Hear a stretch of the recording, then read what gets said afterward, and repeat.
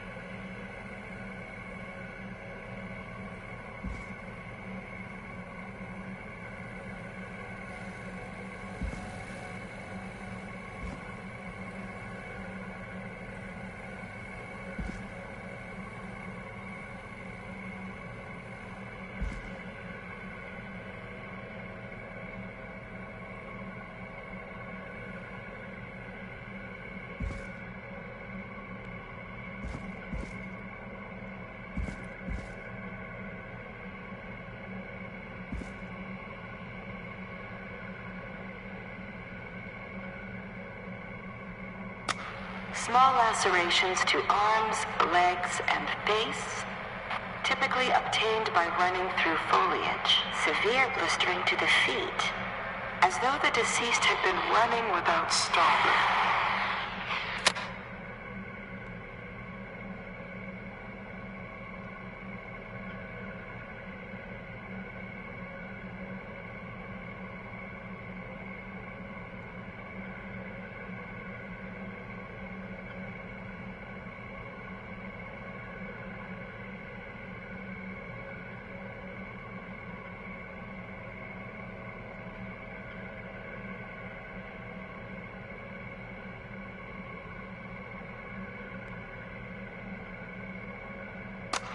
Small lacerations to arms, legs, and face, typically obtained by running through foliage. Severe blistering to the feet, as though the deceased had been running without stopping.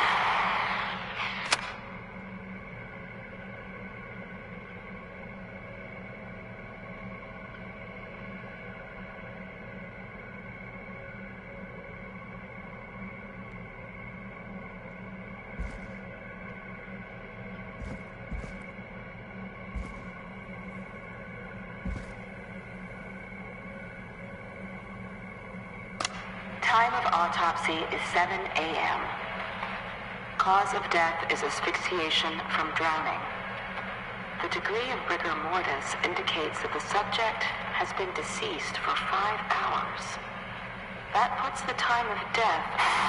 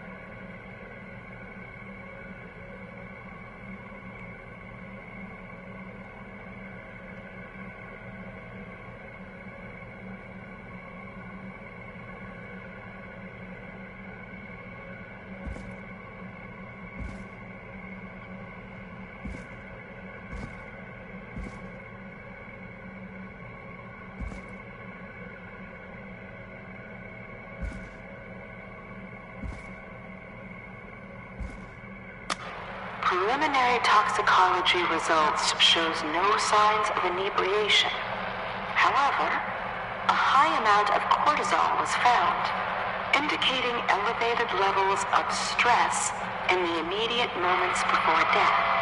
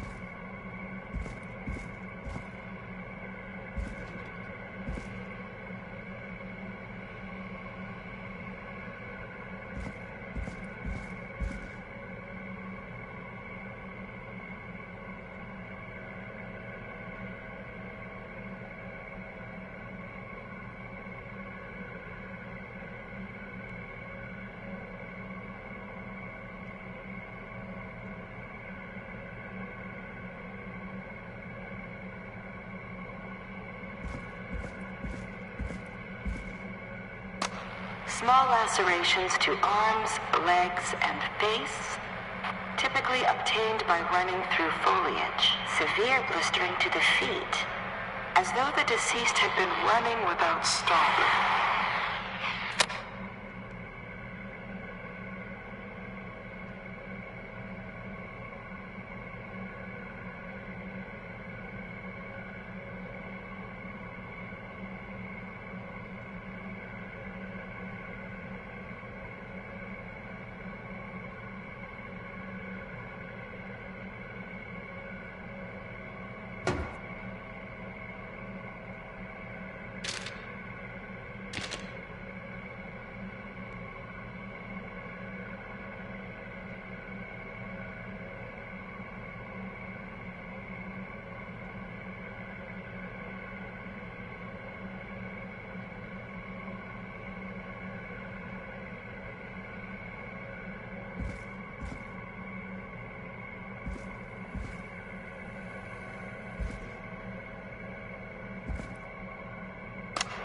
Preliminary toxicology results shows no signs of inebriation.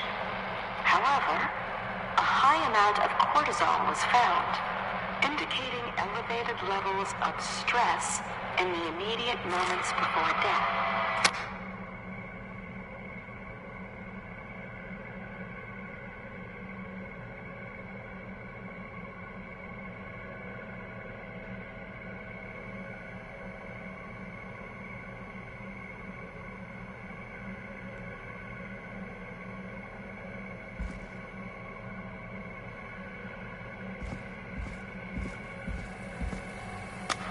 Additionally, there appears to be a post-mortem injury to the arm.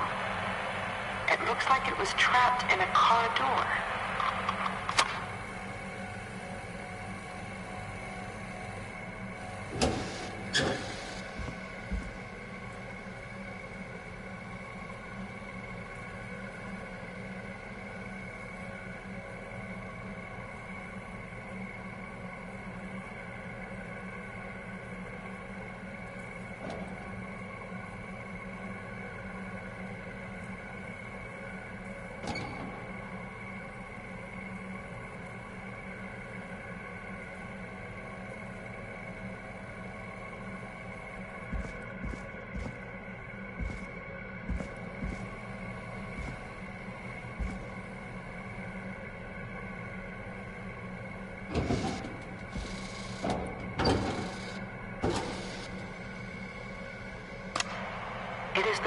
experiencers' opinion that the subject likely feared for his life and was chased, resulting in a fall from a height into a body of water where he hit his head, was knocked out, and drowned. Following that, he was moved. Dr. Sullivan, we need to have a talk. Is that recording? Shut it off.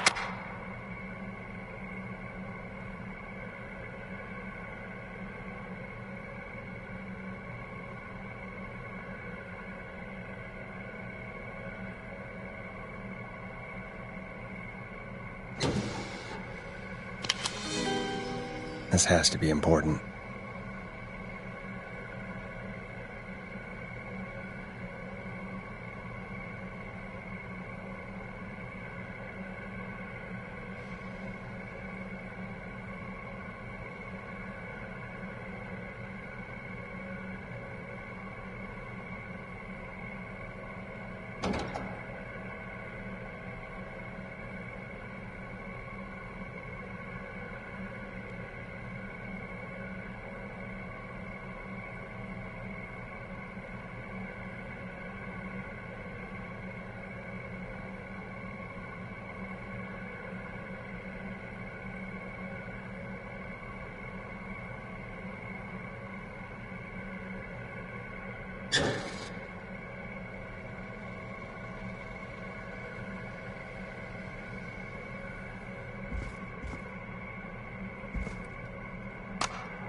If you're listening to this, then I'm probably dead.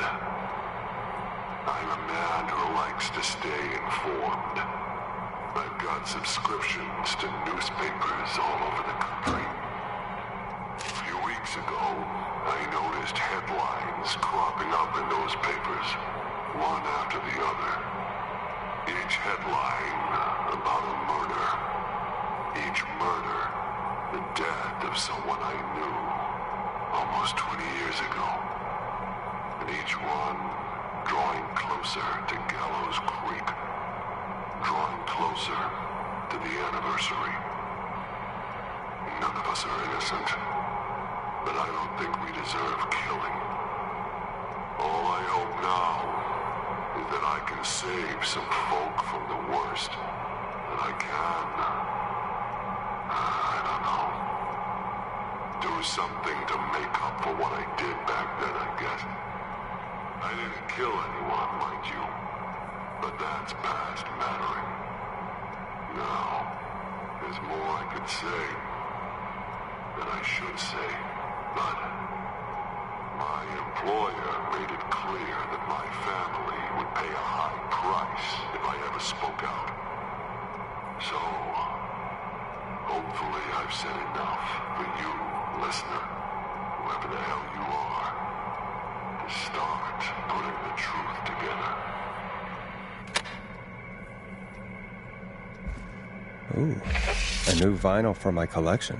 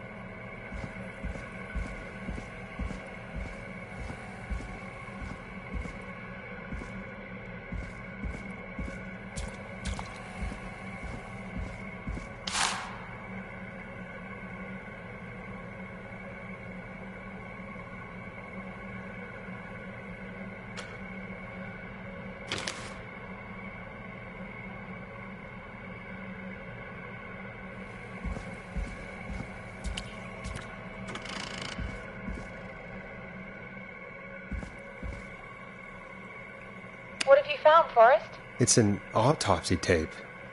Doesn't say for who, but I think it must be for George. Poor George. He was so young. Something's bugging me, Peggy. What do you mean? I swear I recognize the voice of the woman talking on the tape. I just can't place it. Seriously? Do you think you've met her before? I don't know. I mean, I just got here recently. I don't know. Found another tape. It talks more about how George died. What did it say? It sounds like he was running for his life. Sprinting through trees and bushes, getting cut up all over. What would drive someone to do that? I'm not sure yet. There's also a tape about a toxicology report. There were no signs of drinking or that he was on anything. What? But everyone said he went swimming drunk and drowned. It was in the newspaper and everything. I found a written autopsy report. What does it say? According to that, it's just like you said at the start. George drowned after getting drunk. Said he liked to fight, too. But that contradicts the tape. I know. And I think I know why. There's a note with the report that says, "I'm sorry I made you do this, Virginia." If it was on the autopsy report, then Virginia must be our coroner. Wait, the caller from earlier, when we had to call the takeout restaurants, wasn't her name Virginia? We need to call her back once we finish down here. It looks like she might know something about what's going on. I found a tape that introduces a new detail to the story. Post-mortem injury. Apparently, his arm got caught in a car door. A car door? Yeah, after he died. How do you suppose they can tell? How can they tell? I'm a radio producer, not a coroner. In another tape, the coroner comes to the same conclusion as I did. George was running from something. Maybe an animal? Maybe, but then there's this next bit, where the coroner thinks he was moved post-death. Moved the body? How weird. At the end of the tape, someone burst in and demanded Virginia stop recording. I think it was Clive. This is starting to make sense now. This is a conspiracy to cover up what happened to George. I think I found Clive's last recording. I think Clive might be gone. Gone? I found a confession. Not for any killings, but for playing a part in covering up George's death. He left this behind in case he died. He hoped someone would find it. Do you think the whistling man already got him? Possibly. We've had a lot of callers tonight, but maybe not every victim made it to the phone, you know? We don't know how many there really are. Christ, Forrest, that's dark. I know, but Clive said he had read about other murders in other towns, and that the murders were all folks who knew about the incident. And the killings were getting closer to Gallows Creek. He said he wanted to do something good for once. The board in his office. He wasn't tracking people down to kill them. He was tracking them down to save them. Ugh, why didn't he just come out with all of this? He said his employer threatened his family if he spoke out about any of it. His employer? The one who orchestrated the cover-up? Oh, Clive. I'm sorry for thinking you'd killed all those people. Do you think you found everything? I think so. Forrest, what's going on here? Someone wanted that boy's death to seem like an accident, and they hired Clive to make it look that way. Come back upstairs when you're ready. We need to figure out our next step.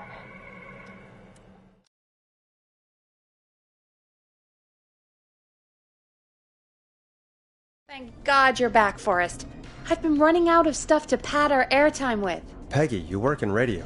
Forrest, I'm stressed. I mean, really, how are we supposed to keep a show going with all this happening? This is our job, Peggy. We gotta do it.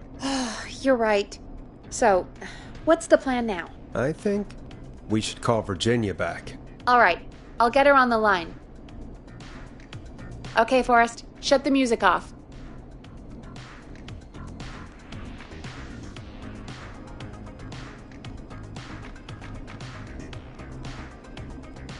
When you're ready, shut the music off.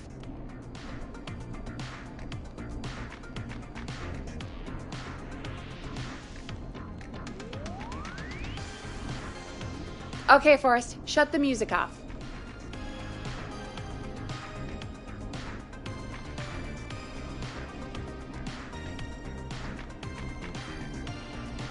Time to turn the music off.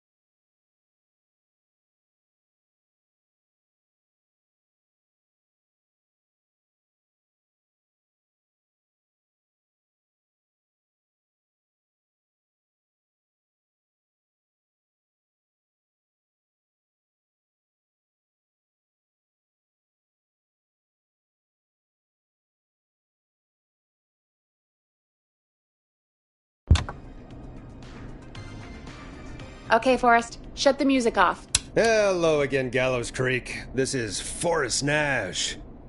We're circling closer to the truth behind tonight's events. To this end, we're calling back one of our earlier callers, Virginia Sullivan.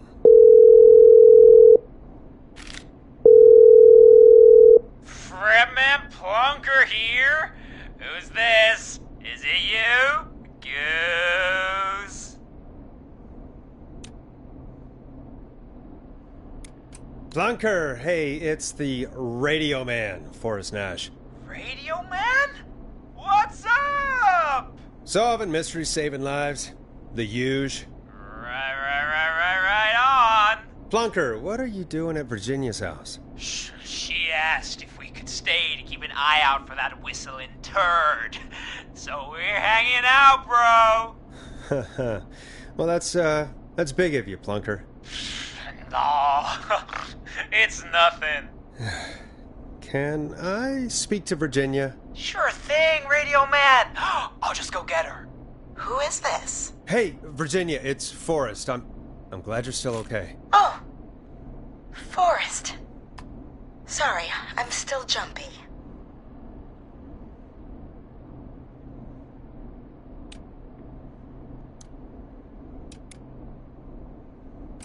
Sorry to hear that, but listen, hey, we need to talk.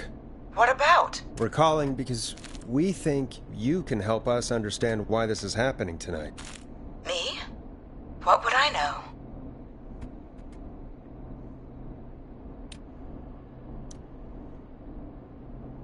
Well, can you think of any reason why you'd have been targeted? No, I don't think so. All right. When you were attacked earlier, you mentioned a name. Clive. I don't know what I said then. I was petrified, Forrest. Clive's the janitor at our station, and we know you spoke to him in the past. Forrest, please. You don't know what you're doing. He'll come for me. Virginia, it's okay. Clive won't be coming after you. We think Clive's dead. Dead? But isn't he? He's the whistling man, Forrest.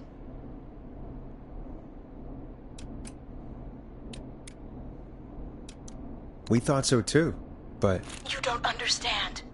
All those years ago, It's okay, Virginia. He's gone.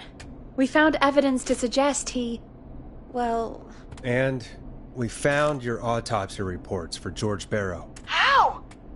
I saw him destroy them. Well, he didn't. I don't know if he kept them or made copies or what, but we found them. And we know it's related to what's happening tonight, which is why we called you. Why did you write a false report? All right. One day, I came into work to find a boy on my slab. And as I finished the autopsy, this man, Clive, he just burst in. And he started making demands to give over the reports, to falsify what I found. Of course I said no. But, well, when someone wants to make you do something, they can use the carrot or the stick. For me, he used both. You see, my sister is sick. She has a chronic condition that's never going away. It's expensive to treat, and it was getting to where I couldn't afford it. And Clive promised me that his employer would pay for my sister's treatment if I did what he said, and that if I ever spoke about this, he'd beat me to within an inch of my life. I don't know why he had me do it, but my sister needed me. You have to understand. She needed me. We understand. Thank you, Virginia. That was brave. God, I just want this nightmare to end. This will help end it, Virginia. Thank you. Stay safe, Virginia.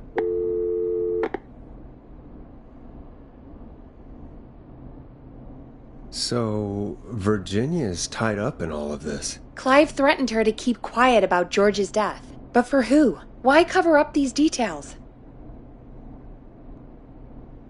We could try Sandra. What would Sandra know? I don't know, but we have to start somewhere. Anyway, just be careful when you're talking to her. Don't push too hard. We don't want her to hang up. I'll be careful. All right, calling her now. Hopefully she's at her jazz studio. Aha! Forrest, you're through. Hello, this is Sandra at Jazz Pizzazz Jazz Studio. Who is this? Hello again, Sandra! It's Forrest Nash of 189.16, The Scream. And you're live on air. Oh, I always thought folks called into a radio show, not the other way around. How jazzy. What can I do for you? Well, we're trying to understand what's behind the attacks tonight. We had a few questions. Why, Forrest, of course. Heck, after the way you saved my life, I'd say yes to just about anything you asked.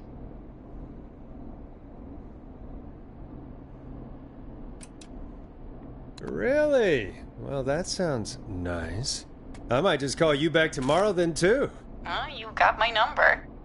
But what about tonight? Is there anything you want to talk about right now? Remember why we called, Forrest. Of course. Do you know why the Whistling Man might have targeted you? Ha! As far as I could tell, he was just a knife-wielding psycho with superhuman cardio. He'd have chased after anybody. Right. Well, we think he might be chasing specific people.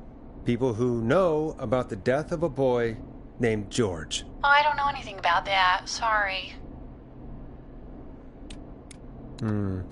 Have you had to keep quiet about anything? Any secrets you've had to keep? What would I have to keep quiet about? I don't know. I mean, could be that you've seen something or heard something. I never saw anything. And even if I did, what would that matter? And it was years ago. Sandra, are you okay? It was years ago. We know, Sandra. You do? You know about? Yes. Of course. This studio is my life. After I found the body in the river, I couldn't lose my studio. Do you understand? Sure. I understand. When the rent just kept going up, he said he'd stop if I just needed to keep quiet. And everything would be okay. Of course. We understand. I mean, it's not like I killed him. harm in saying I found him in the reservoir instead of the river, right? Right? I'm sorry. I can't do this. And she's gone. I don't think that could have gone any better. You truly did great, Forrest. Well, folks, if anyone out there has any thoughts on what's going on tonight, please call in. That's good timing. We've got a call waiting just this second.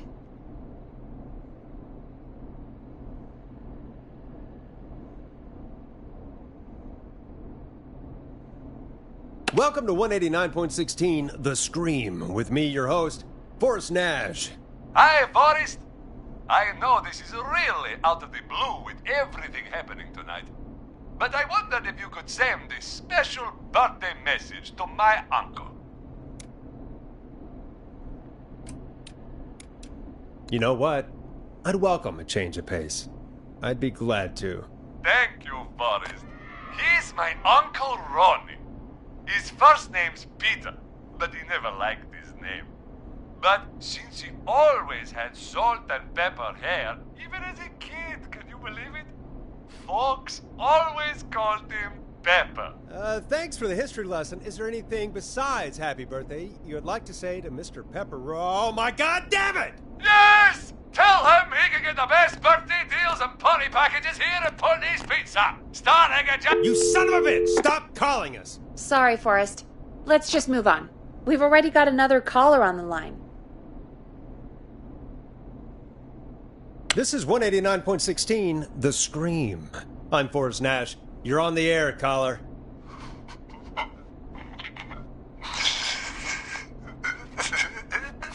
Caller.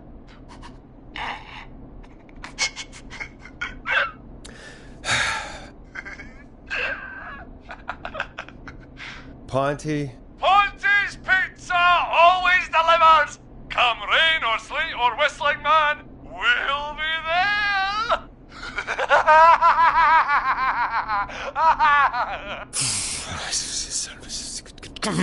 Forrest?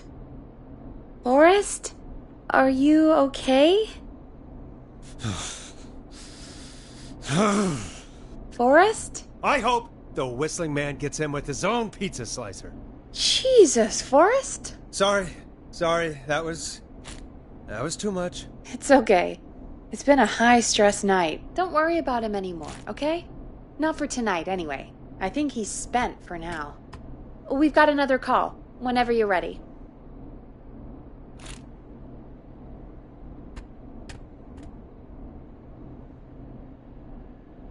Folks, don't spend your money at Ponty's Pizza. That's all I'm going to say about that.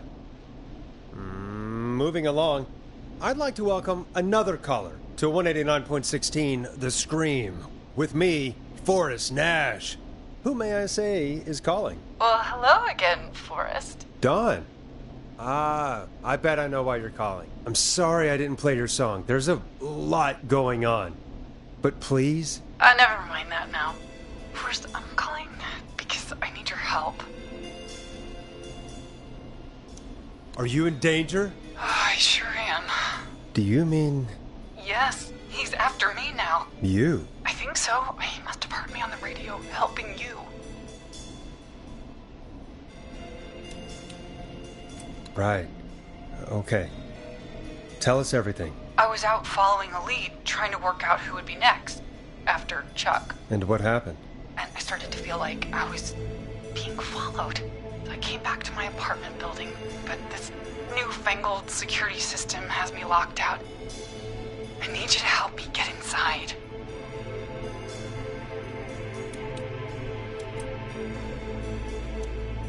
Don't you have a key to get in? Only for the apartment door. The front gate requires an entry code. The future is electronic, I guess. I need that code to get inside. Which apartment block do you live in? Maybe one of our listeners lives there too. It's the new Woodside apartment building between the town hall and the trailer park, but I doubt any of your listeners live there. I don't have many neighbors. Sounds like a prime piece of real estate. The sound really carries at night. Shit.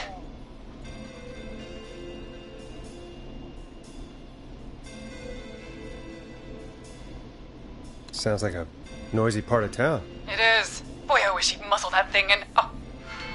And now he's blasting David Scopo out of his window. This night can't get any... He's coming down the street. I don't think he's seen me yet. Voice, please. I need your help. I need the code for that security system, or I'm gonna die.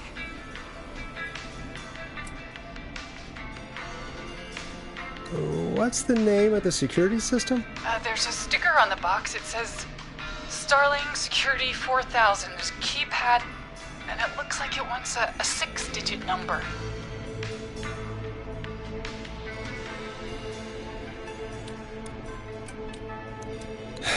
We'll see what we can do. Thank you, Forrest. Yeah, of course.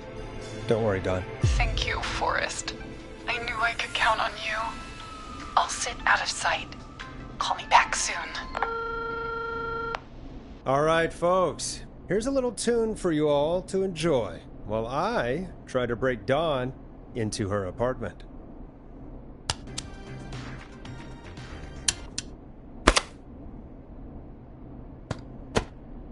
You were pretty quiet there, Peggy. Forrest, was it just me, or was there something... Yeah, it wasn't just you. Something was weird about that. Yeah. Well, tell you what. We have a Starling 4000, or whatever, here at KFAM. Clive bought one for the station. Maybe we can find something to help. Well, I'm not sure who. But to help someone.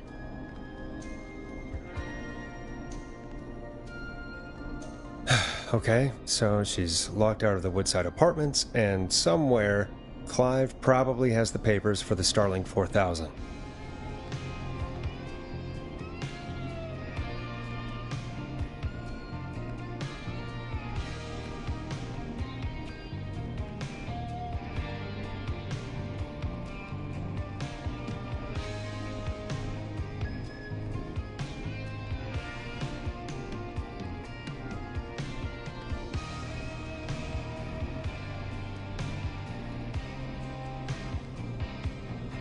Welcome back, Forrest. Find anything? Nothing by way of key codes. I see.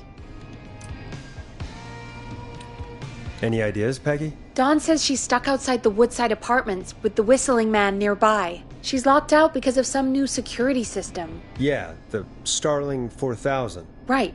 And we had the same security system delivered here.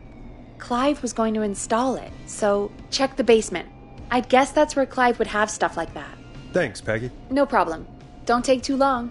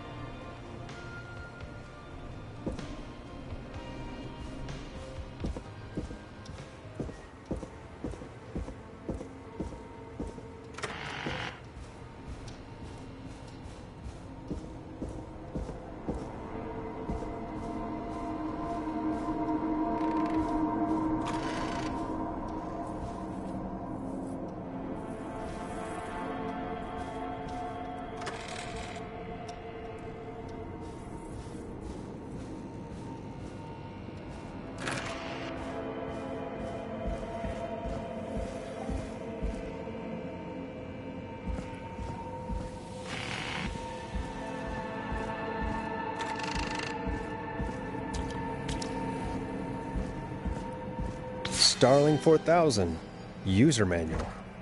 Ah, these codes should come in handy.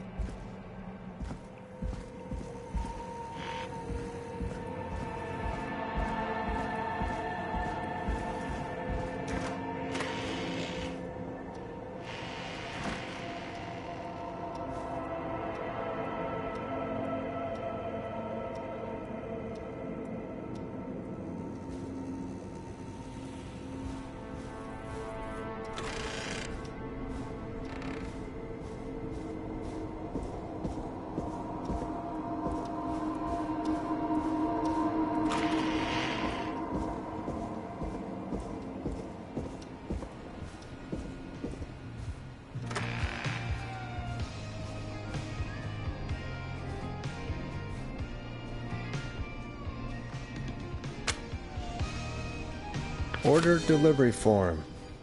Starling must have left this by accident. This system's not even installed at Woodside.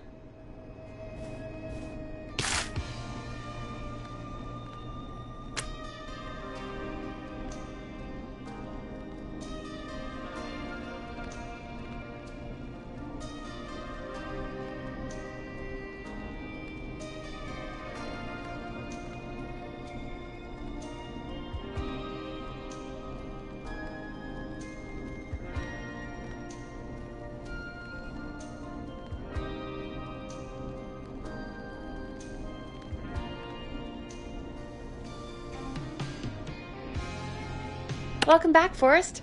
Find anything? The Starling 4000 security manual. It's got a bunch of codes. Good. And did you find anything else? I saw a list of everyone else who bought the Starling 4000. Know who was on there? Oh my god. Roller Ricky! Do you think we should give him a call? Is that crazy? I don't know what you'd say, but... That might be a good idea. Okay, one moment. I got the number here. Patching you through.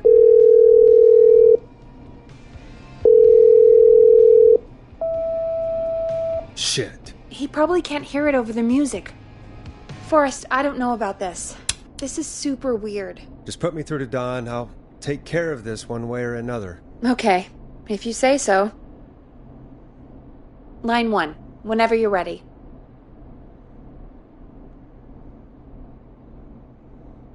Don, are you there? This is Forrest Nash from 189.16, The Scream. Oh, thank God you're back. I've been so afraid. What's the code to the gate?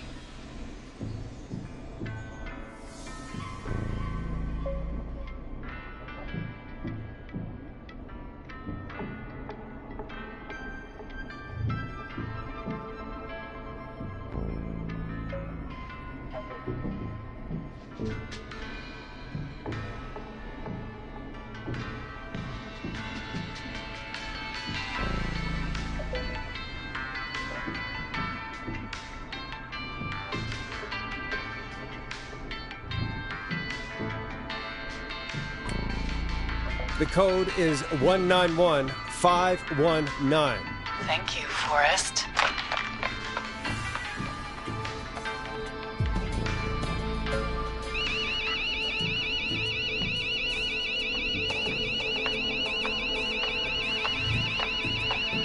Son of a bitch. Ah!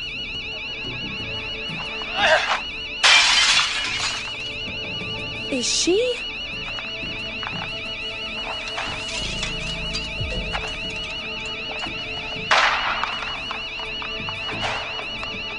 Yeah, stay out!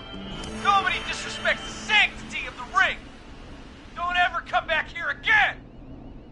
I'm calling the cops! Thank God. Hello? Is someone there? Ricky, get back inside and turn on the radio. Whoever that was, she was trying to break into the ring. She? Forrest, man, you got no idea. That was him! That was the whistling man! The alarm gave me just enough time to get my rifle. I don't like hurting folk, but I can't let anything happen to Maxie. He's my best friend, you know? Listen, man, I'm heading back inside. Gonna barricade that window. My man, thank you. You and Peggy can skate for free whenever you want, forever. That's a done deal. Thanks, Ricky. Can't wait. You got it. Talk to you soon. Okay, Gallows Creek, here's some music while we process what just happened. So, the whistling man is a woman?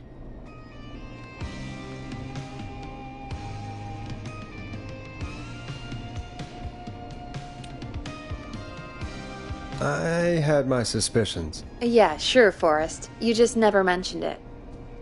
She called up. You spoke to her multiple times.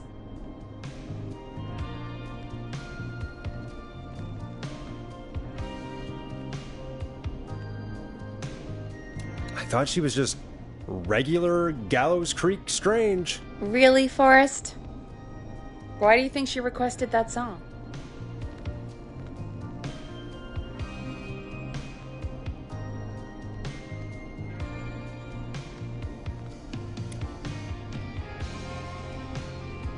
To mess with us? Yeah, maybe. So, what now? I guess I should make an announcement. We do have new info. Okay, kill the music and you can make the announcement.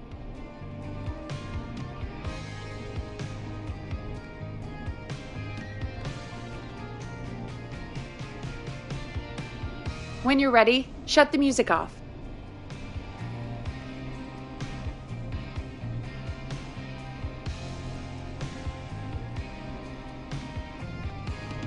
Okay, Forrest, shut the music off.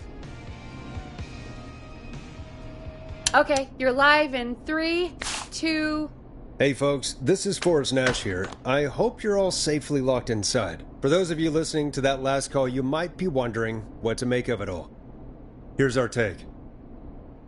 We now believe the killer is actually a woman, one who might manipulate you into letting her in before she attacks you.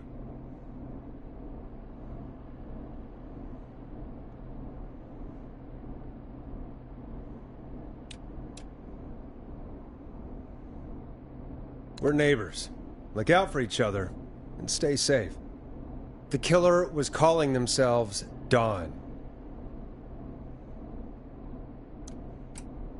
This could be a fake name. If anyone needs help or you have info on the killer, please call in. You folks have my new number, right? It's 911. Hopefully, our next caller can help shed some light on our killer. Hey, we had a call come in. Okay, folks, time to take a call. 189.16.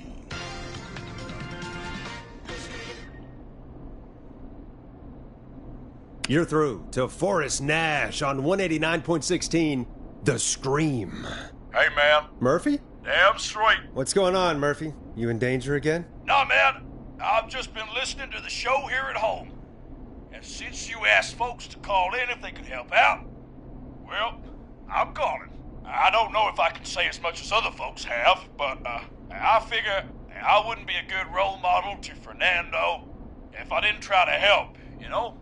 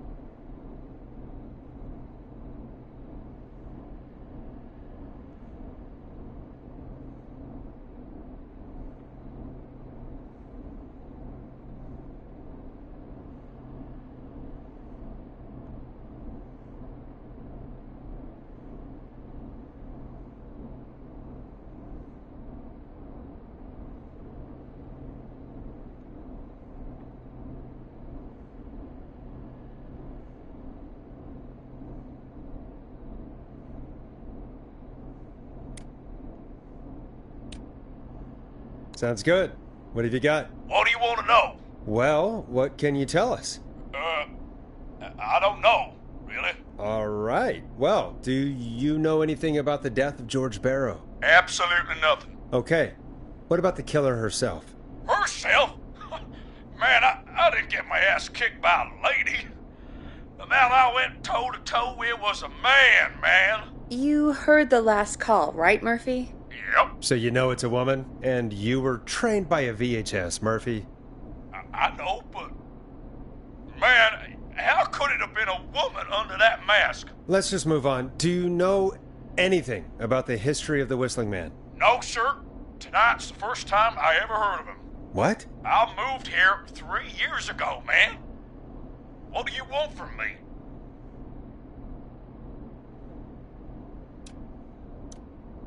Nothing. You and Fernando just stay safe. Right.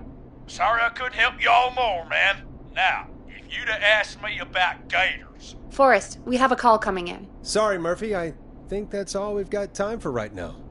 All right. I'll catch y'all with the gator talk later. Night! Well, folks, that was a bust. But perhaps our next caller has more they can tell us. Let's find out.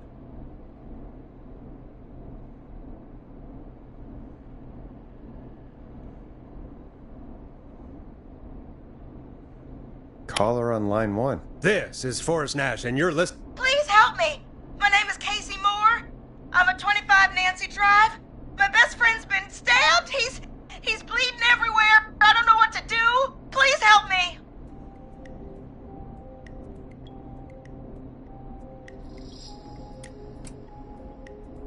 Somebody's been stabbed? Can you tell me what happened? We'd been out at the reservoir. We were heading back to his place when we heard this whistling all of a sudden. He just started freaking out.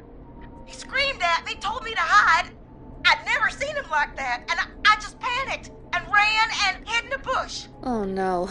Forrest. Then what happened? He went up the road and talked to someone. I couldn't really hear or see anything. It sounded like he might have known the person, and they just stabbed him.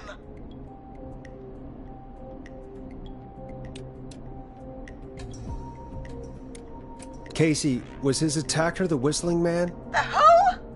They had a mask and wore all black? That's all I know. Please, we need help here. I'll get you help, but I need to know. Where did the masked person go? They left. They left him to bleed out. I waited until they were gone, then dragged him into the garage and called 911. Wait, why didn't she make sure he was dead? I don't know. I think I heard them say something like, "It's not so funny now, is it?" before they left, but please, he needs to get to the hospital. I can't drive, so we need an ambulance. Forrest, the ambulance was destroyed in the explosion at the gas station. You should get all the info you can. Can you tell us where your friend was stabbed? They stabbed him in the stomach, and then stabbed him again in his leg when he was on the ground, and it's... Oh, the knife is still there in his leg! What's your friend's name, Casey? It's Jason Parker. We'll be right back. Peggy, patch us through to the hospital. On it. Phoning St. Gabriel's now. Switch to line 2.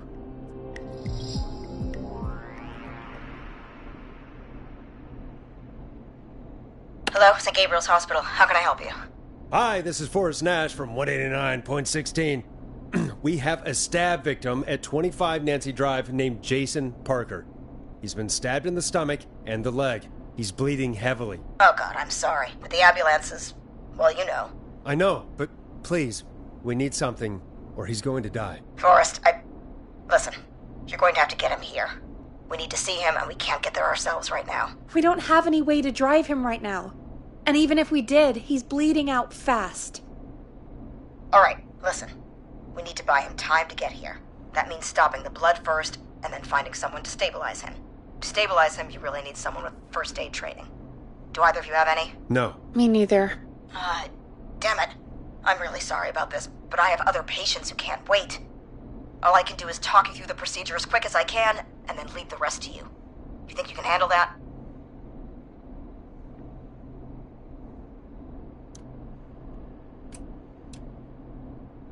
Hit me. I'm sure we can handle it. Okay, from the top. If he's bleeding out, then you need to get him comfortable and try to stem the bleeding. Lay him down. Apply continuous pressure directly to the affected areas. When the bleeding slows, get a clean cloth of some kind and hold it over the wounds. Get them comfortable. Apply pressure. Clean cloths when slowed. Got it, I think. You said he was stabbed, right? If the object he was stabbed with is still in him, don't take it out. It's stopping the worst of the bleeding right now. If anything, you should secure it so it stays where it is. I wouldn't have thought of that. It makes sense, though. God, that was a lot of info. But I think we can handle this. Glad you got it so far, because there's more to go.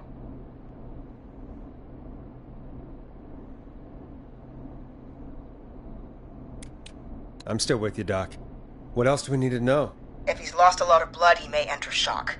If he does, act fast. If you applied a cloth and it's bleeding through, don't remove it. Just apply another on top of it. If it's safe, elevate his legs to get blood circulating to his vital organs. Try to keep him warm. Get him to rest and reassure him. We need the patient to stay calm. All right, don't replace bandages, elevate his legs, keep him warm and calm. This is a lot. I'm really sorry. That's as much as I can give you right now. Try to stop the bleeding. Find someone to get him stabilized and get him here as quick as you can. Good luck. All right, Forrest. Casey's still on line 1. Hello? Hello? Forrest, are you there? I'm here. How is Jason doing? Badly. He's still bleeding. I need help. I've been putting pressure on his stomach wound since you left, but he's still bleeding. I don't know what to do. That's good, Casey. The nurse said to do that. What about the knife in his leg? It's gotta be hell. Should I pull it out? No, don't touch the knife. The bleeding will get worse if you pull it out. Are you sure? I'm sorry. I'm gonna stop making suggestions. No, don't worry, Casey. We're a team here. We're all going to get Jason through this. Casey, is his leg wound bleeding right now? I hate looking at that knife. Yeah, it's bleeding. His stomach is worse, though. I think we need to secure the knife so it doesn't move around. Do you have anything you can tie around it? Yeah. There's some laundry piled up on top of the dryer, some cloths on the hood of the car, and what else? I guess I've got my jacket. Look in the laundry for something like a towel or a shirt. Hold that over the wound. Okay. Looks like I'm gonna have to buy you some new whites, Jason. Here we go. I'm sorry, Jason. It's secure. I'm putting pressure on his stomach again. Oh, I'm starting to think we might make it. Forrest, can I have a word? Casey, I'm going to have a quick word with Peggy. Keep putting that pressure on and let us know when the bleeding is under control. You're doing great. But what if something happens? We'll still be here. Just shout if you need anything, and we'll be there. I promise. Okay. I'll wait. Jason, please be okay.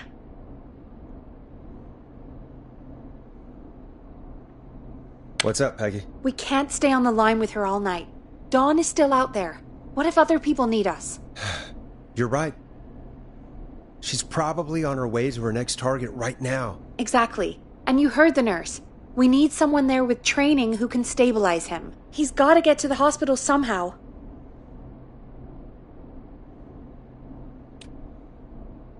Any suggestions, Peggy? I might. A little before you started working here, KFAM did a mandatory first aid training course. Me and Karen missed it because we were away on a producer getaway. You skipped it, didn't you? Never mind. So, how does KFAM's first aid course help us? Casey said they're at 25 Nancy Drive, right? Yeah? Why? They put up a bunch of cheap houses around there about 10 years ago. So a bunch of people here at the station live around there. Do you think any of them could help Casey and Jason? Probably, but I don't know who lives there. And since I missed the training day, I don't know who knows first aid. Could you call them and ask? I don't know everybody's numbers. I've only ever called Karen. Everybody's personnel info is probably in Reggie's office. Got it. I'll look through their files in Reggie's office. It's a life or death situation. I'm sure they won't mind. Right. But there are a couple of problems with that.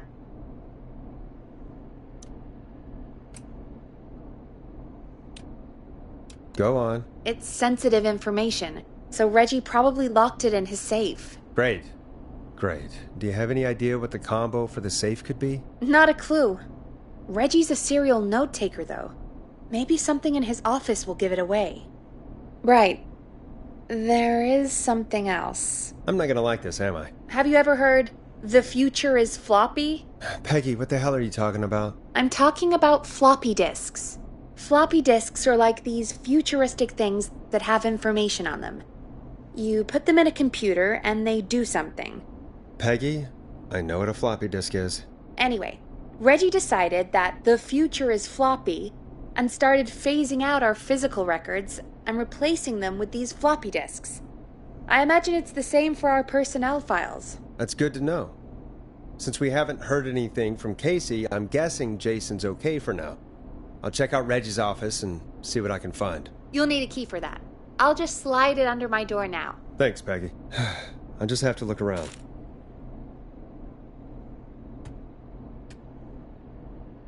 Good. I'll patch my mic down to the office so you'll hear me over the intercom.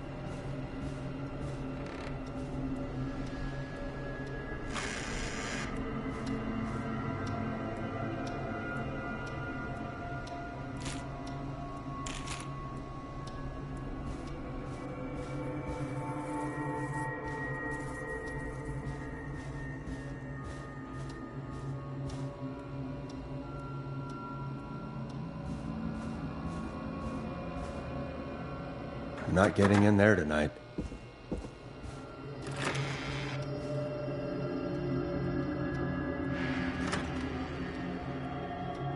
Looks like I need a 4-digit code.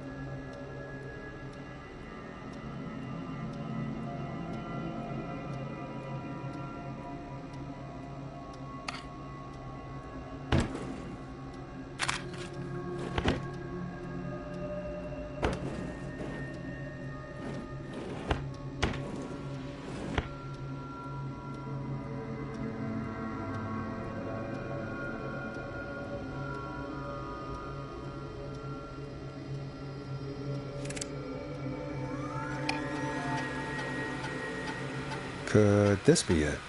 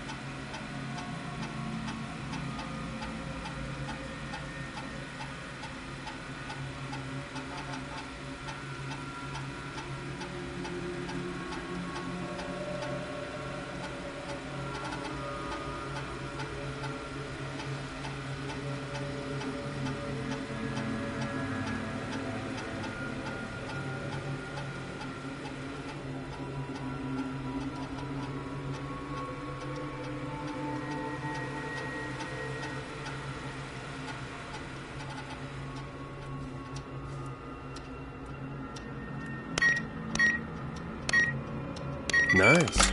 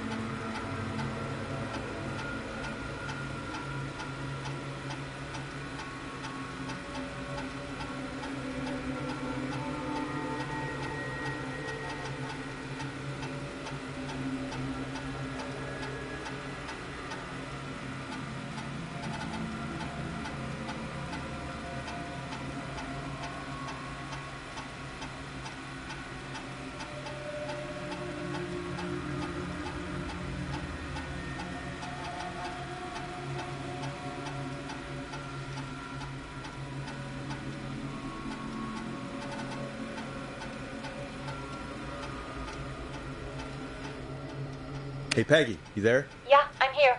Did you find what we need?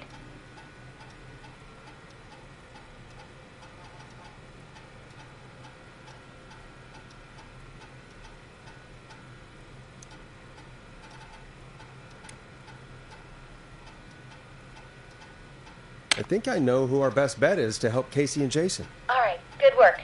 Who should I... Hello? Is anybody there? Please pick up. Casey, I'm here. What's wrong? Jason started going pale. I tried to get him to rest, but he just threw up everywhere. What's happening? What do I do?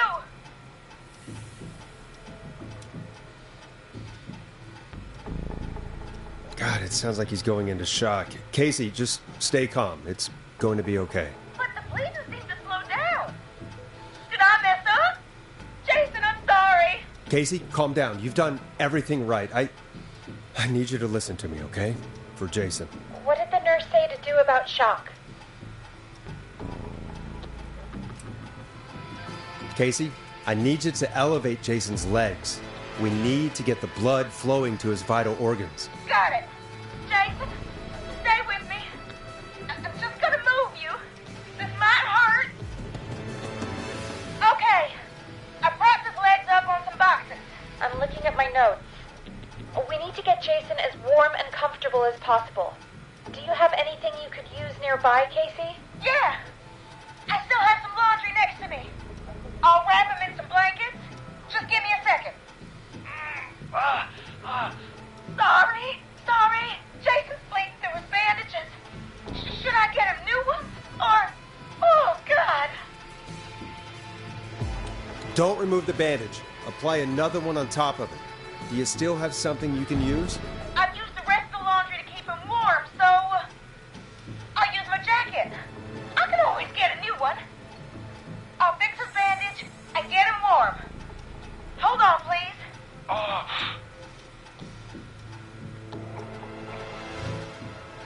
Sorry. I'm done. You're gonna be okay, Jason. Just relax now, okay? Oh, he's scared. He's not doing well. Is he gonna...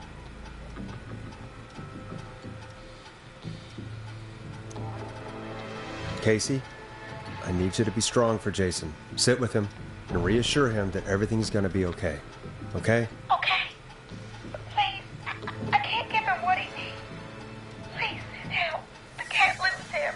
All right, Forrest, we need to hurry. Jason doesn't sound like he's doing too well. You said you knew who to call earlier? Who was it? We need to call John Hedges. He lives on Nancy Drive. He didn't really participate in the first aid training, but he's a former war medic. He's probably the most trained person we have. Really? I never really spoke to him before. Oh, war medic, huh? Yeah, and according to Reggie's notes, John keeps all of his old equipment at his house. He's something of a hoarder. All right. What's his number? 5420735. Calling now. Let's hope he picks... Who the hell is this calling me? What time is it? John, it's Forrest Nash here at KFAM. We have an emergency and we need your help. Forrest, if this is a work emergency, then it can wait until the goddamn morning. Just leave me a note like everybody else.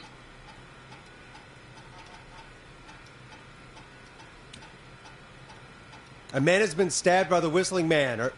Never mind. He's lost a lot of blood, and he's passed out. We need you to help him. The Whistling Man? What kind of joke is this? John, we're not kidding. A man is gonna die if we don't help him right now. Seriously? I haven't been called on for over 10 years. Where's the patient?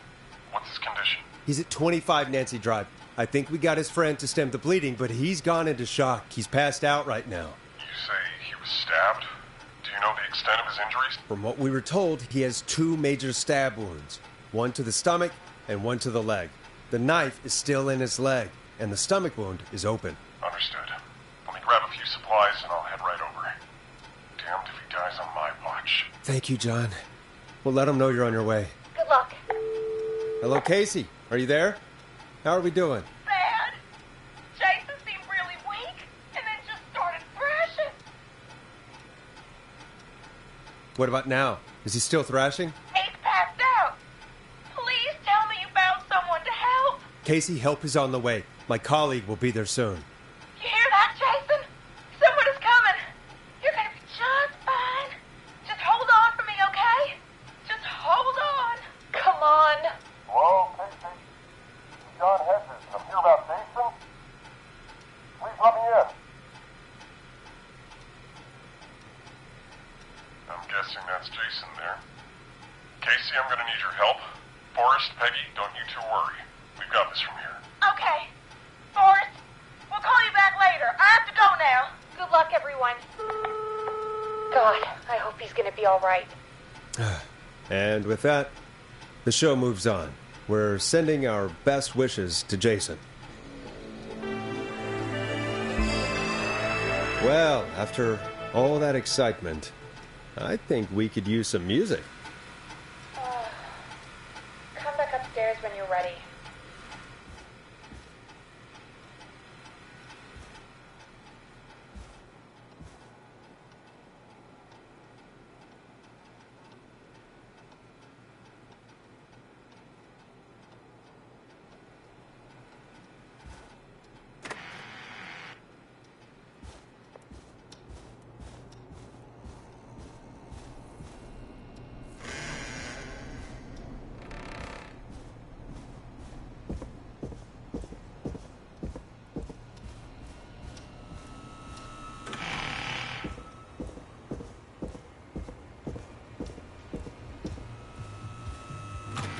Getting pretty late.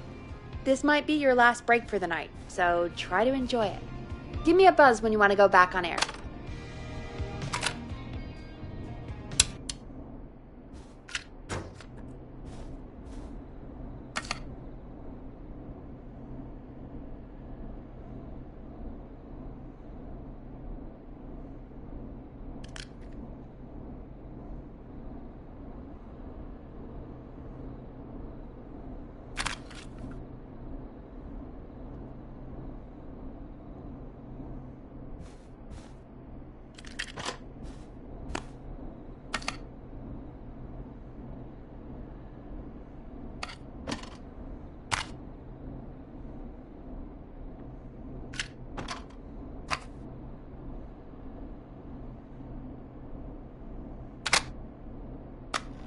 Teddy Gallows Jr. is a family man, a devout Christian, and a proud patriot.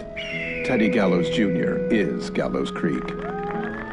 Like his father and all his fathers before him, Teddy Gallows Jr. has worked hard to create jobs, improve infrastructure, and make Gallows Creek a good place to raise a family. Unlike current mayor Linda Cartwright, Teddy Gallows Jr. lives in Gallows Creek.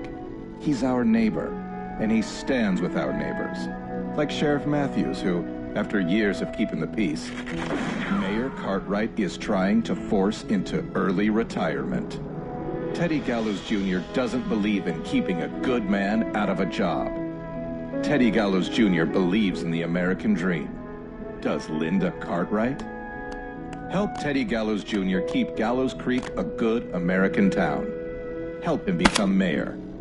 Take a swing for Gallows Creek. Vote for Teddy Gallows Jr. My name is Teddy Gallows Jr., and I approve this message.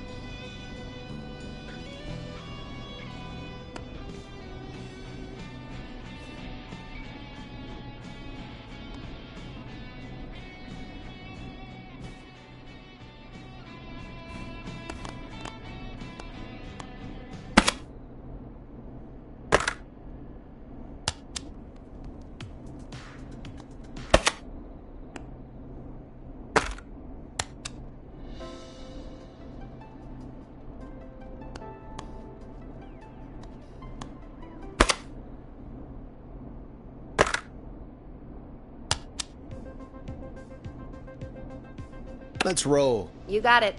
We've got another call coming through, too. Time to turn the music off.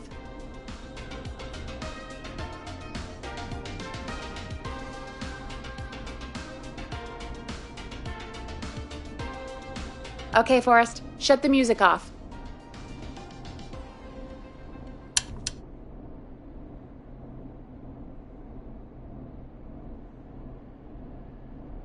Welcome back to 189.16, The Scream. I believe we have another caller on the line. How are you tonight, caller? Forrest, it's me, Roller Ricky. Oh, and Maxie's here too.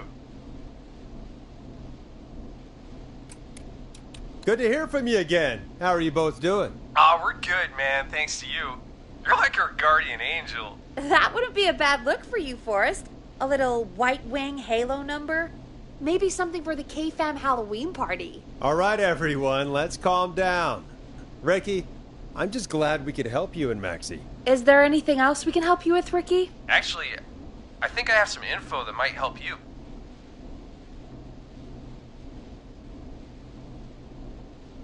All right, I'm waiting. You see, man, me and Jason know each other. You know each other? Yeah, we went to Gallows High and played on the football team together. He was a gnarly offensive linesman, and I was our star wide receiver. Runner Ricky, they called me. All right, and what does that have to do with tonight? Well, because George, the guy who drowned, he was on our team too.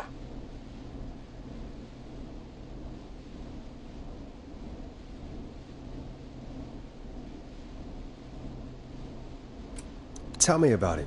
What was George like? I didn't know him for long, man. I'm sad to say. We had our first team party on the night he drowned. He seemed like such a good dude. Ricky, were you there when George drowned? No, man. Once the party turned, I beat feet out of there. Man, I remember George and his girl there. There was a whole lot of love, man. I could see it, you know?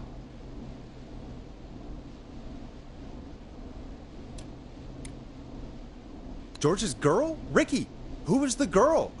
She might just be the one behind all of this. What? No way, man. There was so much love there. I can't believe she'd ever be capable of anything like this. Ricky, please. What was her name? I never got her name, man. He just called her Bean. I didn't really know her before or see her after that. Then what did she look like? Please, tell us anything you remember. I just remember a pretty girl, man. I'm sorry. Ricky, you said the party didn't last long. What happened?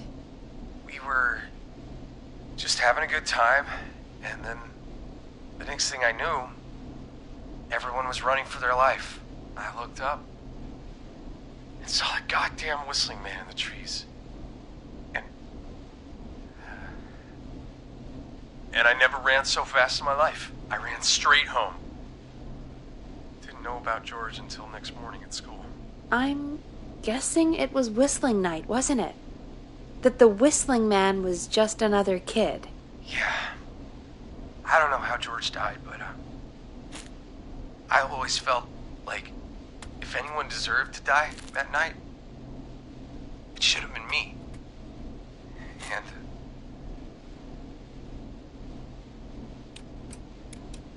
Ricky, it wasn't your fault. You're not a bad person. I know that now, man.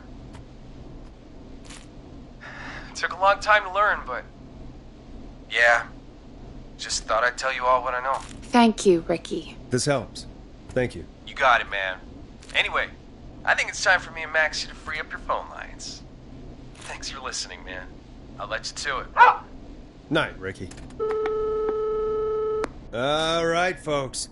Looks like we got a new lead in the case. If anyone has any info about this mysterious being, please call in. If she was George's girlfriend back then, she's probably in her mid to late 30s now.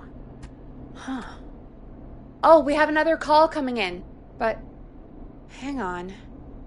What's up, Peggy?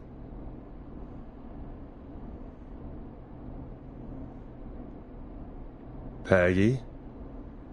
You're gonna want to take this call off the air. Who is it? Just do it.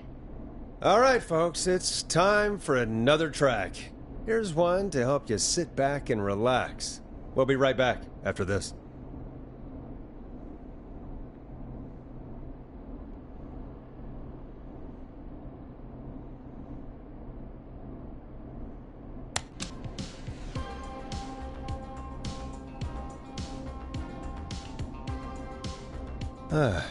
I hope this is good news, Peggy.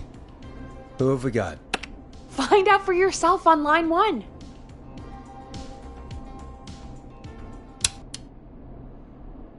Hello? Forrest! I'm glad I got back through to you. Sounds like it's been a busy night, huh? Surprise! It's Leslie, our 911 operator, leading the charge from Henderson to come save us. It's so good to hear from you. Are you okay?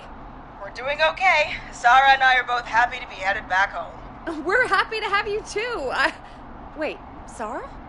Oh, yeah, I mean Deputy Martinez. Anyway, we got back into radio range a little while ago. We've been listening in, but haven't been able to get through until now.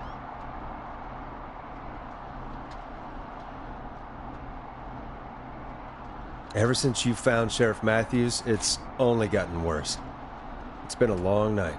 Well, it shouldn't be too much longer now. I'm glad I got through to you.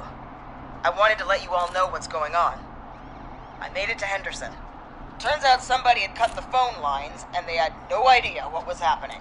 After I told them, well, their sheriff sent a goddamn squad back with me to stop this. That's great news! That's crazy about the phone lines, though. Do you think the Whistling Man cut them? I'm guessing so. I don't know how the Whistling Man did it. But that doesn't matter right now. Listen, we're coming in hot, but we need your help. I know Gallows Creek isn't a big town, but if we don't know where the Whistling Man is, we can't get him. Her. That's where you come in.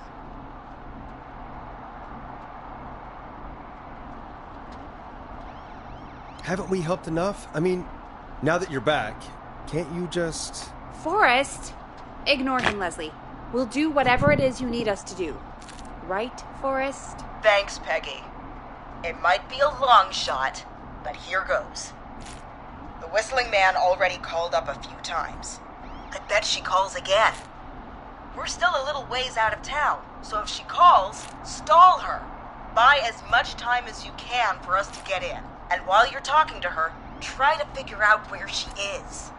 We'll be listening in, so once her location is known, we'll head straight there and end this nightmare. I'll do my best. I know you will. Heck, I can see the headlines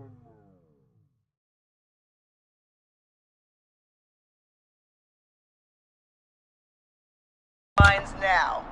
Forrest Nash's interview of a lifetime. Anyway, I'll radio the other cars and tell them the plan is a go. Hopefully the next time I see you, it'll be with our killer behind bars. Take care now. We'll see you soon, Leslie. Oh, thank God. It sounds like this is almost over. We're nearly through this.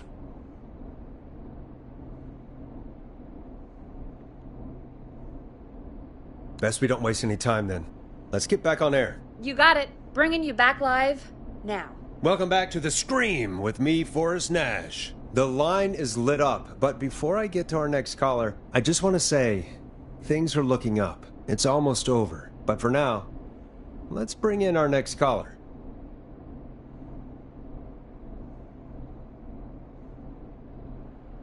Evening, caller. This is Forrest Nash. Hello, Forrest. This is John Hedges. I'm here with Casey. I wanted to give you an update on Jason. John! Is he gonna be okay? He's a fighter. He'll be fine. We've got him stabilized and resting in a bed. We're preparing to move him to the hospital. Thank you so much. If you hadn't been there, then... God, I don't even want to think about what would have happened. Of course, Casey. We're just happy he's okay. John, Casey, you two did all the work. Tell Jason to get well soon from us, whenever he's up for it. Well, why don't you tell him yourself? Is this Forrest?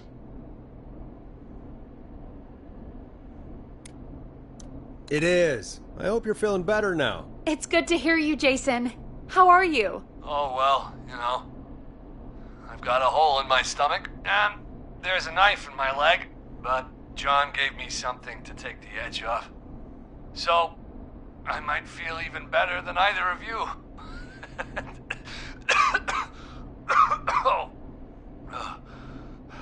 Take it easy until you get to St. Gabriel's. I will. But, before that, I needed to call you. I'm guessing the Whistling Man is still out there?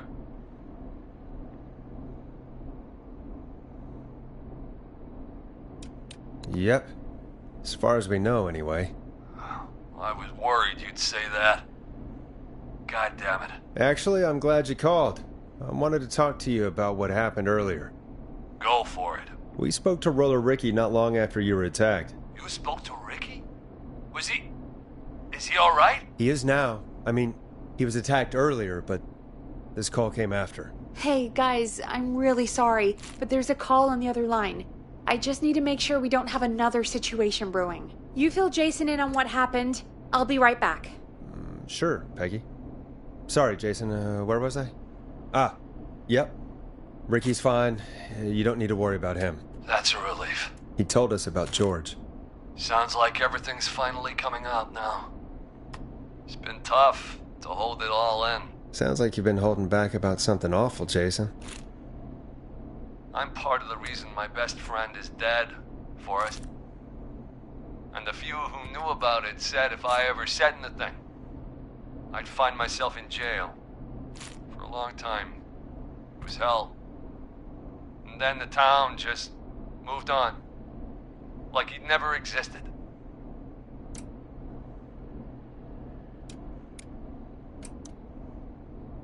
What happened that night? I went along with the stupid prank, that's what. Whistling night.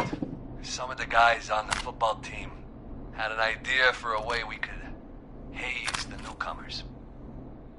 We decided to plan a party in the woods and have the Whistling Man crash it. It was stupid. We each had a role. I was the stabbed friend. At the party that night, I left the group for a second. Met our Whistling Man. Pretended to get stabbed in front of everyone. Started an almighty panic, those screams. That was the last time I saw or heard George alive. How did George die, Jason? I don't know. I was playing dead. But when I heard her scream... Ricky mentioned a girl named Bean. Is that who you mean? Bean? Oh, yeah. I guess George did call her that. Yeah. He called her Bean. I heard her again tonight, Forrest. Her name was... What? What happened? Are we still on air? No, we're not. Seems like the power is completely gone. How do we get it back on? I don't, we can use the emergency generator down in the basement. Reggie picked it up a while ago in case we ever needed to do an emergency broadcast. An emergency broadcast? Emergency? You know, nuclear war, alien attack, broadcasting a serial killer's location to the cops so we can end this nightmare. Fair point! It's in the storage area, in the far back corner, up on the wall. You might have spotted it earlier when you were digging around for all those tapes. It'll have a big red button. Just press that. I'll see you when you're back.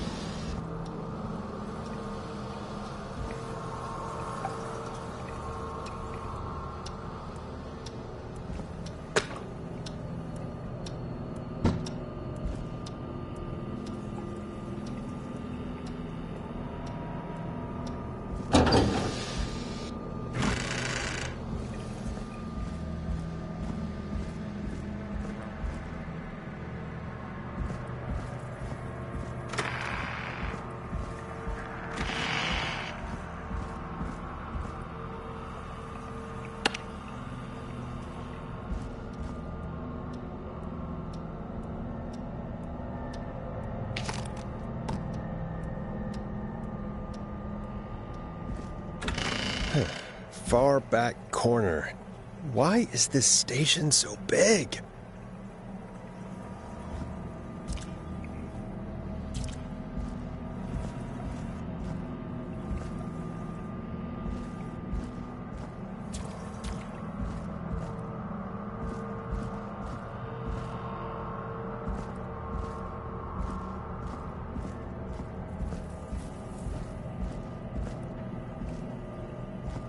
That must be it.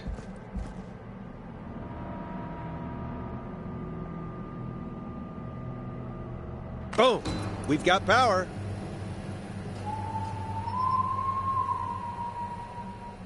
The whistling man. I need to warn Peggy.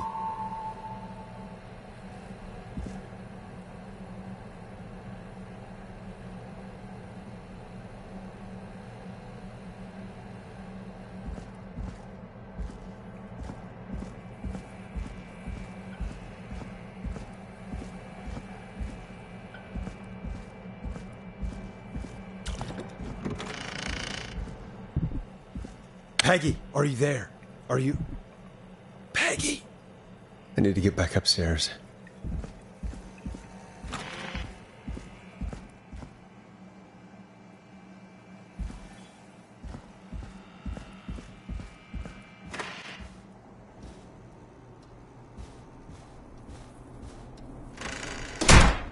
What the hell?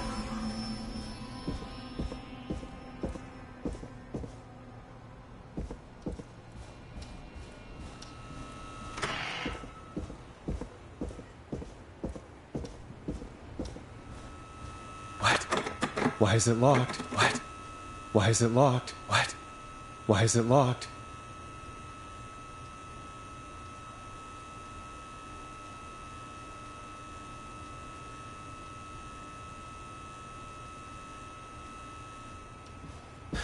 Oh no.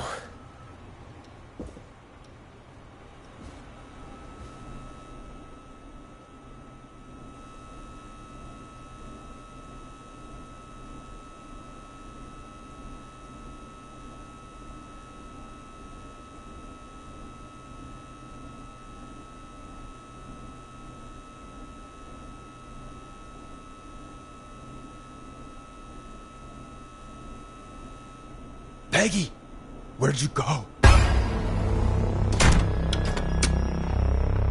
What the? No way. This can't be happening.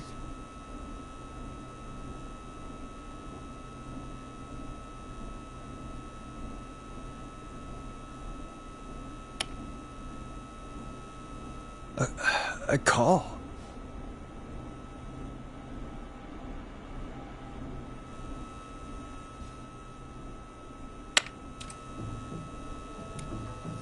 Where's Peggy, Don? Have some patience, Forrest. It's almost the end of the night.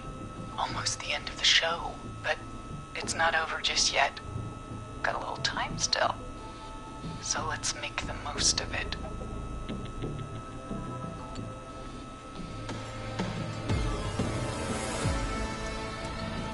All right, let's. I'm happy to hear that. Huh? I thought we'd end tonight's Whistling Man special with a special guest. The one who started it all. Let me take that out of your mouth and... You crazy bitch! Let me go! Welcome to the air, Mr. Teddy Gallows Jr. Wait. It's all gonna come out tonight, Teddy. Your daddy and his money saved you 20 years ago. But even if he crawled out of his coffin with all the money in the world... Wait, where the hell is Teddy? How are you talking to him if you're here with me? Because I'm not there with you, Forrest. I'm here with Teddy. And if he says where that is, well, he knows he'll get it. I can see you. You're standing right in front of me. Oh, I get it. You're wondering who's there at the station with you. Forrest Nash, let me introduce you and all of Gallows Creek to my boy, Henry Barrow.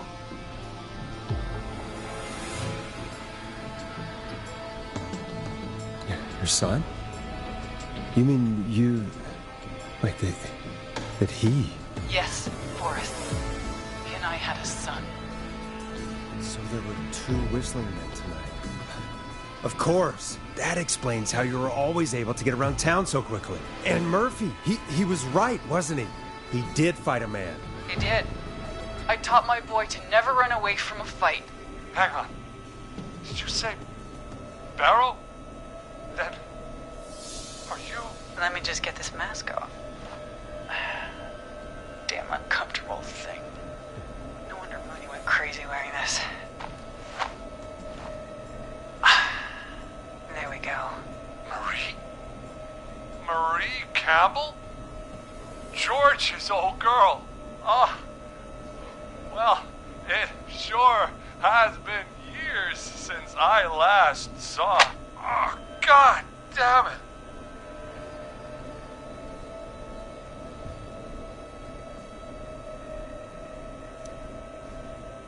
I'd be quiet if I were you, Teddy.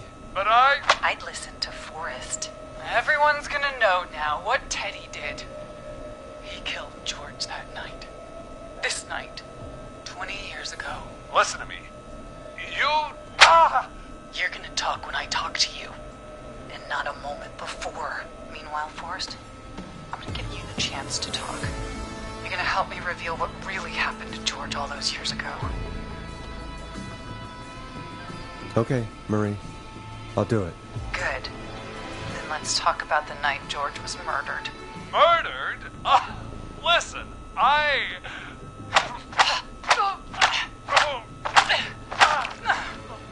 I said you speak when you're spoken to.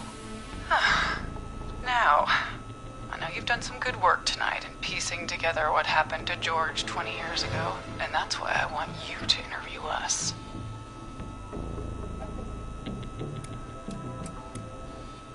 Interview you? All right. I can do that. Thank you. I want you to help me and Teddy tell the story, Forrest. Do a good job. And hell, you might be the only one to leave here alive.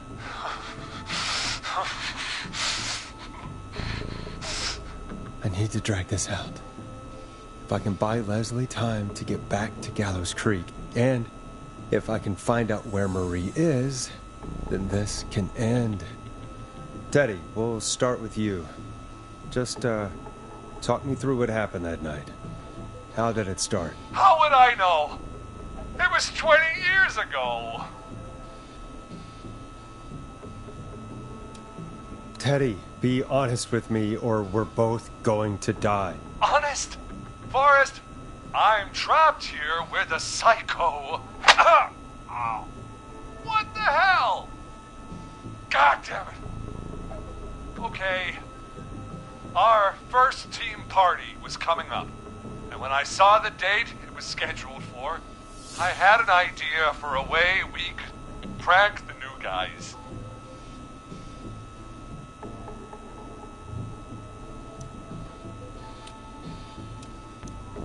I understand that kids in Gallows Creek know tonight as Whistling Night. I'm guessing that's what you mean? Well, we didn't have a name for it then.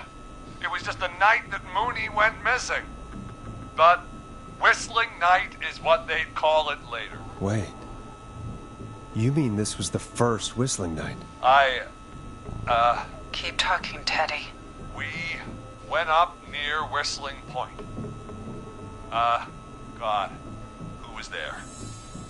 Me, Jason, and George, of course. But George didn't come alone. He brought Marie. And Roller Ricky. He was there too, wasn't he? Yes, Ricky was there too. Runner Ricky, our wide receiver. I helped him off the bottle, you know. Because I'm a decent man. Is that so? Yes, it is. He came apart one day. Some people do. He had some issues. Wasn't stable. I didn't want him to hurt his chances in life. So, I helped him keep himself together. You were afraid he would talk about that night, weren't you? Keep talking. About midway through the night, we put the prank into action. We looked up at the trees and saw Jason there, bloody like he'd just been stabbed. And the whistling man, screaming. George and I and Ricky, we got left behind. But Ricky was in on it too. I know he was. He and Teddy were as close as anybody. Teddy must have told him the plan.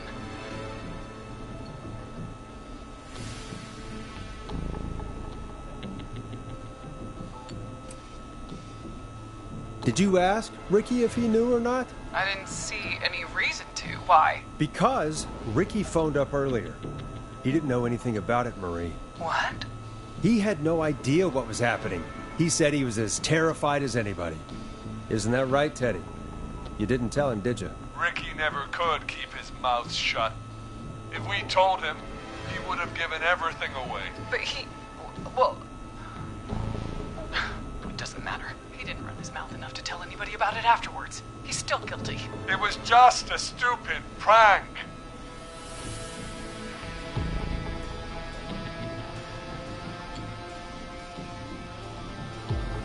How can you still say it was just a prank? Oh, come on. God damn it. You made George think Jason had been murdered. He thought his best friend was dead. And so tonight you stabbed him for real? It's the role he wanted to play. Jason's still alive, Marie. He was with a friend.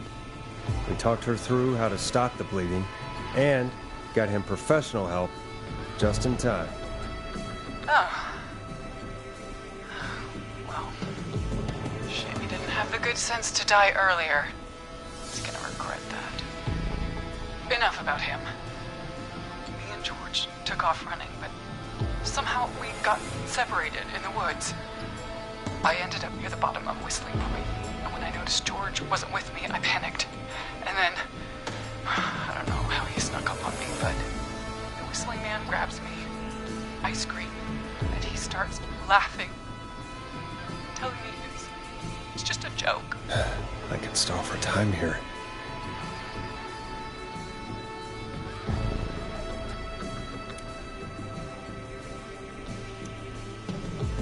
How did you feel in that moment? I felt like nothing was real. I felt small and confused and...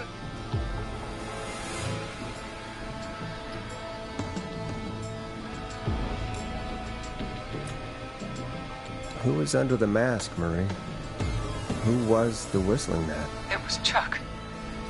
Chuck Brody. Laughing away. But then he stops. And he's looking up. At the top of Whistling Point. What was he looking at? Teddy, what happened next? Nothing. I mean, it was just... Teddy? George fell off Whistling Point.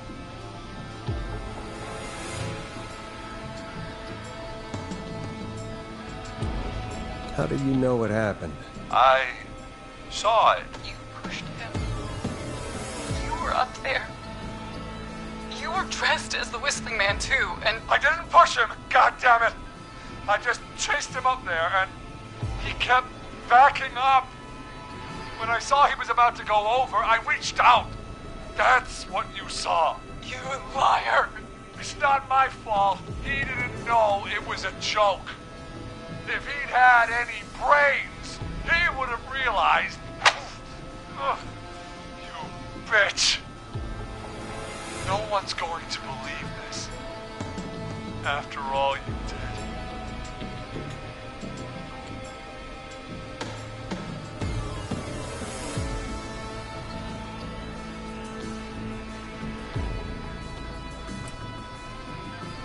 If she's lying, why the cover-up?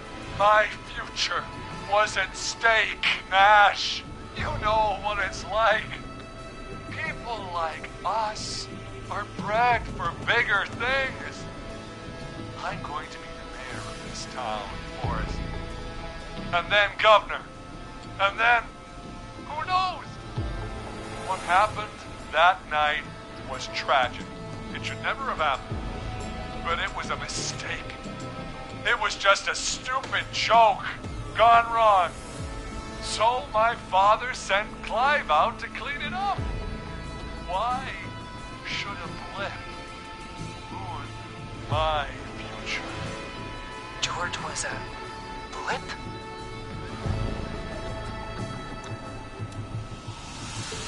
He wasn't a blip, Marie. His father covered it up from there. I searched for George's body all night, but Sandra found him the next morning while out jazz running. she found him in the river, but she lied about that to protect Teddy. She said something about her rent going up, unless she...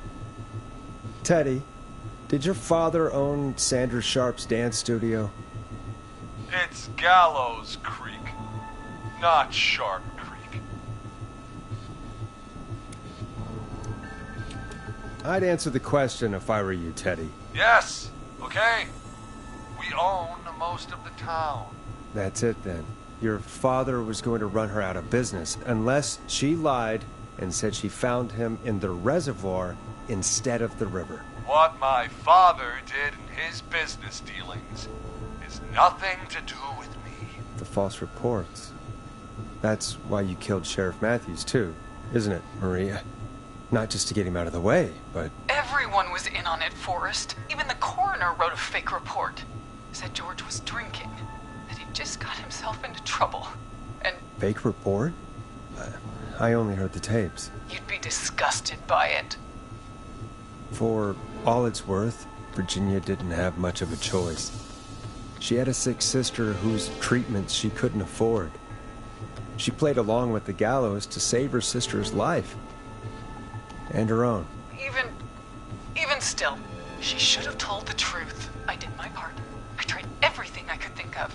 I even went to the newspaper, but no. That coward killed the story. But Maurice Russell is dead now.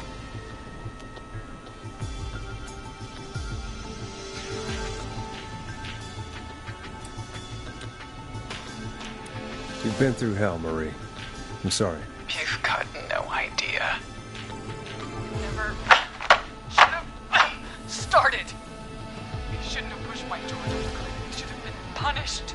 But it's coming to a stop. At least for now. Here, where George and I first met, before he joined your football team, was right after he shot the winning throw. Wait a sec.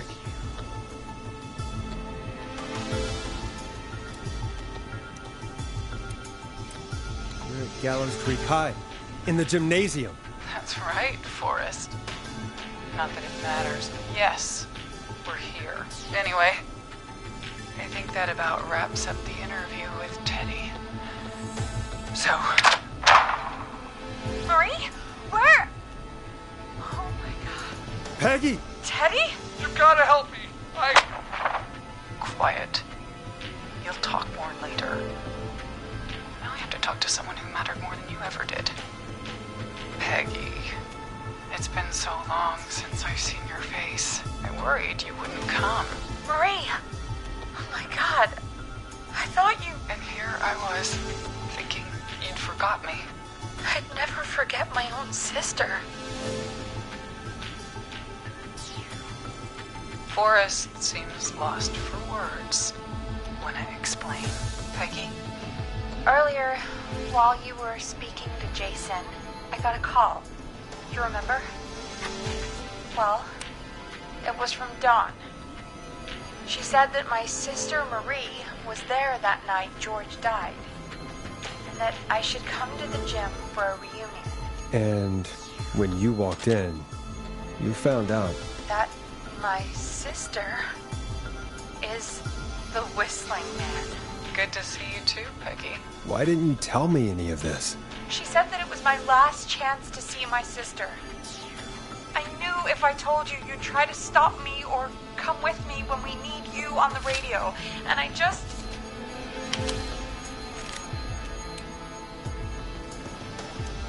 You should have said something. You should have told me. I know, okay? I should have. But I didn't imagine this situation then, so just... What happened to you, Marie? You just disappeared one day. Disappeared? I was thrown out, Peggy. begged Mom and Dad to do something about what happened that night. But did they care? No. They told me to stay quiet. They only cared when they learned I'd been with George. And Marie, I'm so sorry. I never knew.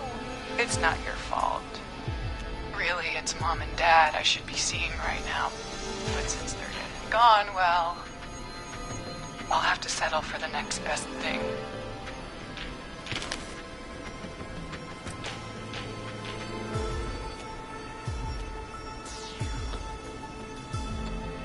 Next best thing? Do you mean? Someone has to pay for what they did. Marie, please. Mom and Dad are gone, Peggy.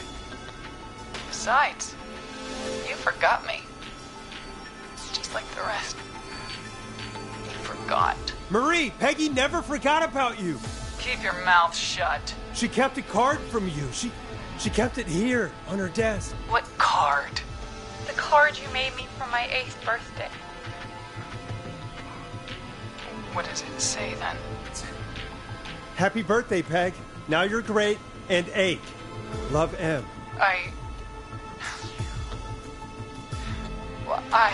Henderson police! Freeze! No! Henry! Get out of there! Ah! Peggy! We have 2 wounded, and we're in pursuit of the suspect. Henderson police!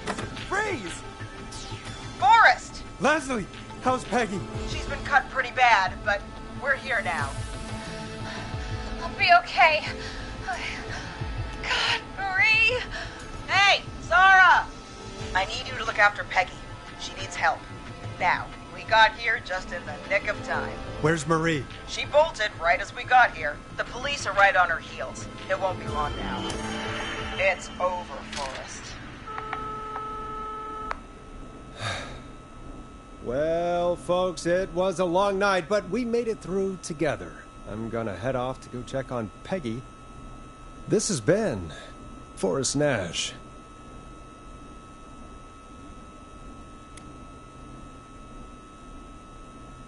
Let's make tomorrow better.